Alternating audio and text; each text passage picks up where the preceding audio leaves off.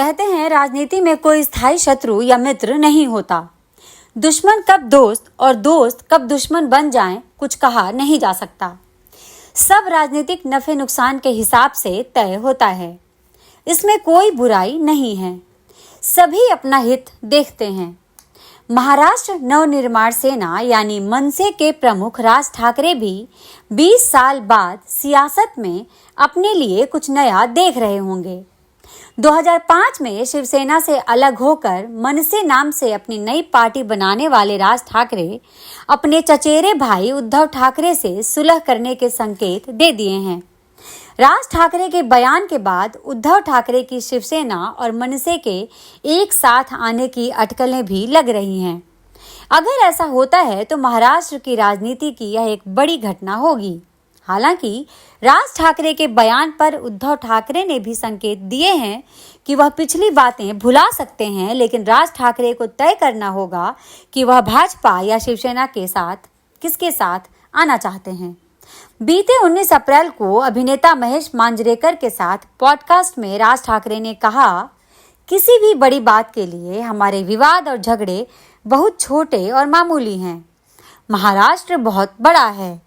इस महाराष्ट्र के अस्तित्व के लिए, मराठी लोगों के अस्तित्व के लिए ये विवाद और झगड़े बहुत महत्वहीन हैं। इस वजह से मुझे नहीं लगता कि एक साथ आना और एक साथ रहना बहुत मुश्किल है, लेकिन यह इच्छा का मामला है। यह केवल मेरी इच्छा का मामला नहीं है। हमें महाराष्ट्र की पूरी तस्वीर को देखना होगा। मुझे लगता है कि सभी पार्टियों के मराठी लोगों को एक साथ आकर एक पार्टी बनानी चाहिए। जाहिर है कि राज ठाकरे के इस बयान के बाद उद्धव ठाकरे की ओर से प्रतिक्रिया आनी ही थी। उद्धव ठाकरे ने कहा कि मैं छोटे मोटे झगड़ों को किनारे रखने को तैयार हूँ। मैं सभी मराठी लोगों से महाराष्ट्र की भलाई के लिए एकजुट होने की अपील करता हूँ, लेकिन एक तरफ उनका समर्थन करना और बाद में समझौता करना और उनका विरोध करना, इससे काम नहीं चलेगा। जाहिर है कि उद्धव पुरानी बातें भूलकर साथ आने के लिए तैयार हैं, लेकिन उन्होंने शर्त रख दी है। शर्त ये कि भाजपा और उसके एजेंडे से दूरी बनानी होगी, तभी वह साथ आएंगे। सवाल है कि आखिर दोनों चचेरे भाई सगे भाई की तरह रहते थे। इनमें दोस्ती भी जमकर थी। फिर ऐसा क्या हुआ कि राज ठाकरे अपने पिता समान चाचा, भाई और उस पार्टी जिसके लिए रात दिन उन्होंने मेहनत की, उससे दूरी बना ली? तो इसकी एक खास वजह है। 2000 के शुरुआती दशक में महाराष्ट्र की राजनीति में शिवसेना का दबदबा काफी ज्यादा था। भाजपा तब छोटे भाई की भूमिका में रहती थी।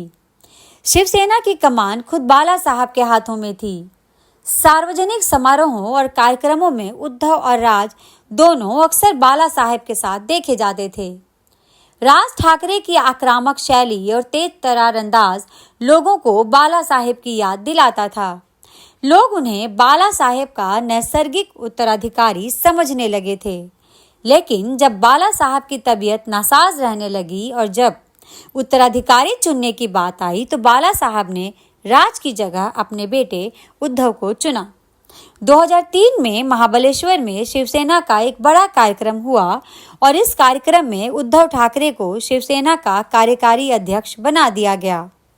एक्सपर्ट बताते हैं कि बस यहीं से रिश्तों में खटास आनी शुरू हो गई। धीरे धीरे पार्टी में राज हाशिए पर जाने लगे और खुद को अलग थलग महसूस करने लगे। राज ठाकरे के समर्थकों को लगने लगा कि शिवसेना पर उनके नेता की पकड़ कमजोर हो रही है। पार्टी के अंदरूनी मामलों और उम्मीदवारों के चयन पर उद्धव सहित अन्य लोगों का दखल और प्रभाव बढ़ रहा है। बाला साहब के रहते शिवसेना में अनबन और मनमुटाव की चीजें चलती रहीं, लेकिन ये 2005 में अपने चरम पर पहुंच गईं। इन सारी वजहों के चलते राज ठाकरे ने 27 नवंबर 2005 को बागी तेवर अपना लिया। उन्होंने शिवसेना छोड़ने की घोषणा कर दी। अपने भावुक संदेश में राज ठाकरे ने कहा कि उन्होंने बस एक चीज मांगी थी, सम्मान, लेकिन उन्हें अपमान और शर्मिंदगी मिली। राज ने कहा कि उन्हें अपने चाचा बाला साहब से कोई शिकायत नहीं है। इसके बाद 18 दिसंबर 2005 को मुंबई के शिवाजी पार्क जिमखाना में पत्रकारों को संबोधित करते हुए राज ने कहा, मैं अपने सबसे बुरे दुश्मन के लिए भी आज जैसा दिन नहीं चाहूंगा। मैंने सिर्फ सम्मान मांगा था, मुझे सिर्फ अपमान और बेइज्जती मिली। इसके ठीक 3 महीने बाद राज ठाकरे ने महाराष्ट्र नवनिर्माण सेना यानी मनसे का गठन किया। ऐसा नहीं कि बाला साहब ने राज ठाकरे को मनाने की कोशिश नहीं की। उन्होंने राज को दोबारा शिवसेना में लाने के लिए कई प्रयास किए, लेकिन इसके लिए वे तैयार नहीं हुए। इसके बाद राज की राहें अलग हो गईं। उनकी पार्टी निकाय से लेकर विधानसभा तक का चुनाव लड़ती रही। 2009 के विधानसभा चुनाव में मनसे ने 13 सीटें भी जीती, लेकिन धीरे धीरे उसका प्रदर्शन कमजोर होता गया। चुनावों में वह अपना छाप छोड़ने में बेअसर रही। मनसे इन दिनों हाशिए पर है। 2024 के विधानसभा चुनाव में भी वह कोई सीट नहीं जीत पाई। उसका जनाधार लगातार कम हुआ है। मराठी अस्मिता और उत्तर भारतीयों का मुद्दा उठा राजनीति में अपनी जमीन तैयार करने वाले राज ठाकरे अब मराठी भाषा का भावनात्मक मुद्दा उठाकर महाराष्ट्र की राजनीति में एक बार फिर प्रासंगिक होना चाहते हैं। हमारे इस वीडियो को लाइक, शेयर, चैनल को सब्सक्राइब जरूर करें। धन्यवाद।